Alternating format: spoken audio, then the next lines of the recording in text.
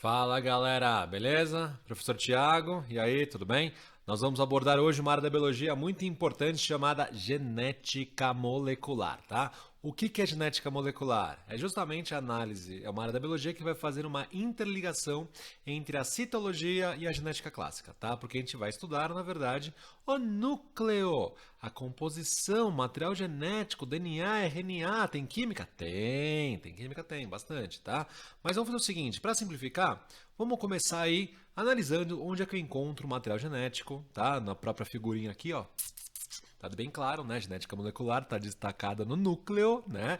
Então, pessoal, já dá uma dica aí. Então, quando a gente pensa em genética molecular, a gente pensa, na verdade, no material genético que a maior parte se encontra no núcleo. Ah, mas professor, não tem também DNA na mitocôndria? Sim. Não tem DNA no cloroplasto? Sim, tá? Mas o foco central aqui vai ser o DNA nuclear de uma célula eucarionte, tá bom? A gente vai dar uma pinceladinha sobre as procariontes aí, mas bem rapidinho, fechou? Então vamos lá. Onde é que eu encontro, pessoal? Deixa eu sair daqui, ó. Uou! Onde é que eu encontro? Então encontramos o material genético, pessoal, preferencialmente no núcleo, né? Lembrando que o núcleo é a região organizadora da célula, né? É então lá que vai estar o DNA, que vai ter todas as informações de como vai ser aquele ser vivo. Quando a gente pensa na genética molecular, eu vou pensar especificamente no material genético, mas para compreender, como eu falei, eu tenho que entender primeiro o núcleo, tá? Pessoal, então vamos observar uma figurinha aí, ó. A gente está observando aí o núcleo de uma célula eucarionte, tá? Isso é uma célula real, você tem um núcleo de destaque ali, lembrando que para a gente conseguir observar o núcleo, eu preciso de um corante específico, tá? Se vocês observarem, dá para ver umas regiões marcadinhas, mais escurinhas aí, que são os nucleolos. Então, quando a gente observa uma célula eucarionte, a gente vai separar a célula eucarionte em três áreas: membrana, citoplasma e núcleo, tá? O que é esse núcleo?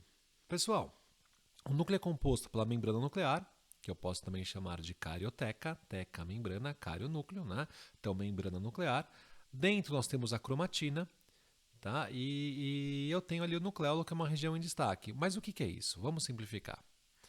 Pessoal, quando a gente pensa em carioteca, eu tenho que pensar que a carioteca é simplesmente uma adaptação do retículo endoplasmático, tá? A carioteca é uma especialização do retículo endoplasmático, então ele começa a envolver o material genético.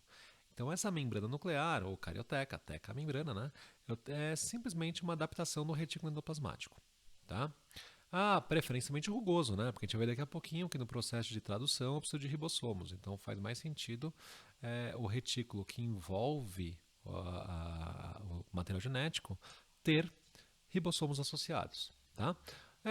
Na membrana nuclear nós temos uma série de poros, que são os espacinhos por onde vai entrar nucleotídeos, sair RNA. E esse desenho aí, especificamente, está mostrando uma célula em intérfase, uma célula que não está em divisão. Todos esses rabisquinhos dentro aí, meio toscão o desenho, mas tudo bem. Esses rabisquinhos dentro representaria a cromatina. Cromatina, na verdade, é o conjunto de cromossomos dentro do núcleo. Tá? É que quando você observa de longe, você não consegue ver cromossomo por cromossomo, você vê uma massa, como da figura anterior. Ó. Você vê uma massa ali, você não consegue ver cromossomo por cromossomo. Então esse material aí no meio nós chamamos de cromatina. Tá? É importante saber que essa cromatina é formada por vários cromossomos. E o que é o nucleolo? O nucleolo é só uma região da cromatina que nós temos uma atividade de produção de RNA ribossômico maior. Então, quando você pinga o corante, essa região que tem uma alta síntese de RNA ribossômico fica em destaque. Tá? Então fica marcadinho. Não é uma estrutura à parte. Ele só fica mais corado porque tem muito ácido nucleico, justamente por conta dos RNAs transportadores. Ribossômicos, desculpa. Por conta dos RNAs ribossômicos. Tá? Então, pessoal, posso pensar então, se o nucleolo é a região que vai formar RNA ribossômico, então o nucleolo é responsável pela formação de ribossomo. Nossa, professor, o que você está falando aí? RNA transportador, ribossômico, mensageiro, o que é isso? Calma, calma, calma, a gente já vai chegar lá, tá? Por enquanto, só visão geral, beleza? Então vamos lá. Núcleo, então tem basicamente membrana nuclear. Nessa membrana nós temos os poros, o material genético dentro, que é a cromatina, que é composta por cromossomos, e uma região em destaque da cromatina, que é o nucleolo, porque nessa região há uma alta síntese de RNA ribossômico. Então essa região vai ser responsável pela formação dos ribossomos. Então bora lá para a gente aprofundar um pouquinho. Galera, essas células aí vocês estão observando células em divisão celular, em vários estágios diferentes. Durante o processo de divisão celular, então na mitose ou na meiose, tá? Os cromossomos se condensam, então você consegue visualizar os cromossomos.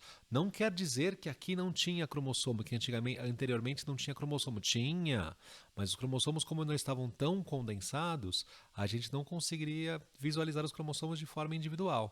Somente durante a divisão celular, onde a caroteca, na verdade, acaba desaparecendo, né? Não é bem isso, mas tudo bem, a gente consegue observar os cromossomos, tá? Com clareza, beleza? Existem alguns cromossomos que são relativamente grandes. Na verdade, tem um negócio chamado cromossomos gigantes, que foi descoberto até por um brasileiro, importante, tá? Que são cromossomos específicos que são muito grandes. São visíveis, inclusive, em células em intérfase, tá? Pessoal, mas então, para fazer uma amarração completa, tá? Vamos diferenciar procarionte e eucarionte baseado nisso. Então, numa célula procarionte, o cromossomo de uma célula procarionte ele não tem começo nem fim, ele não tem telômeros, é um cromossomo em anel. Já numa célula carionte, o cromossomo tem telômeros, tem começo e fim, tem pontinhas. Tá?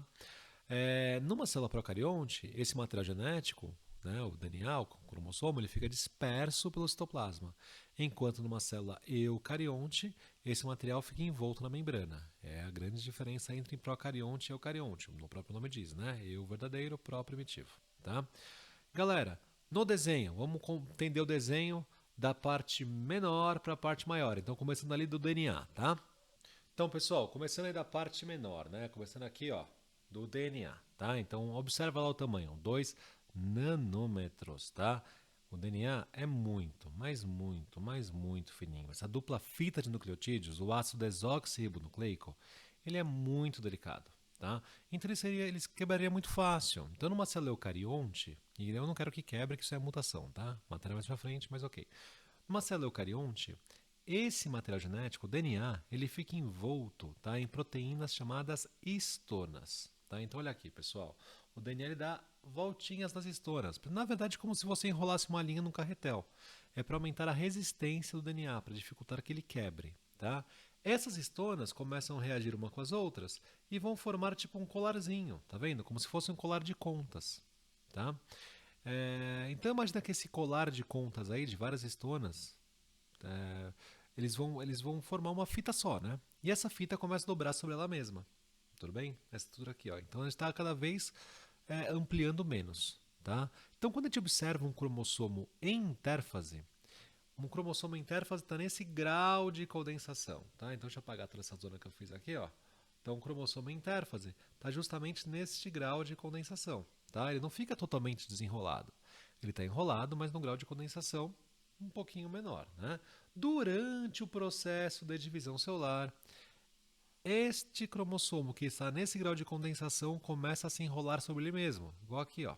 Tá? Então ele vai se enrolar sobre ele mesmo, vai ficar ainda mais condensado, vai ficar tão condensado que vai ser visível ao microscópio. Tá? Então por isso que normalmente quando a gente observa um cromossomo, a gente vê essa figurinha aqui. Isso aqui na verdade é um cromossomo duplicado, tá? Não é um cromossomo ali que está sozinho, isso é um cromossomo duplicado. Eu tenho aí um cromossomo formado por duas cromátides irmãs, tá? Então o cromossomo, vou desenhar aqui bonitinho, vai. Então, o cromossomo, outra cor aqui. Opa, beleza. Então, o cromossomo ele pode ser formado por apenas uma cromátide ou o cromossomo pode ser formado por duas cromátides, certo? Tá? E essa região central aqui, ó, tá? Do cromossomo é o que nós chamamos de centrômero. Beleza? Tudo bem até aqui? Então, pessoal, a observação do material genético normalmente acontece durante a divisão celular, porque aí os cromossomos estão bem condensados, muito condensados, passam a ser visíveis ao microscópio óptico.